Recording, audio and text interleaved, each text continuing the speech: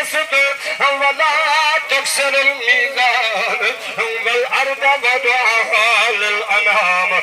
فيها فاكهة والنخل ذات الأكمام والحب ذو العصف والريحان فبأي آلاء ربكما تكذبان خلق الإنسان من صلصال كالفخار وخلق الجن من مارج من نار فبأي آلاء ربكما تكذبان رب المشرقين ورب المغربين فبأي آلاء ربكما تكذبان مرج البحرين يلتقيان بينهما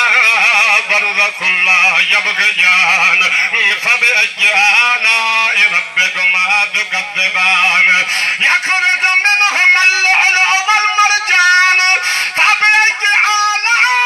ربكما تكذبان وله الجوار المنشآت في البحر كالأعلام فبأي آلاء ربكما تكذبان كل من عليها فان ويبقى وجه ربك ذو الجلال والإكرام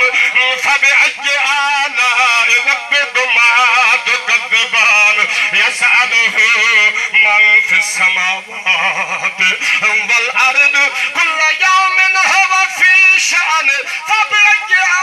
آلاء ربكما تكذبان سنفرغ لكم أيها الثقلان فبأي آلاء ربكما تكذبان يا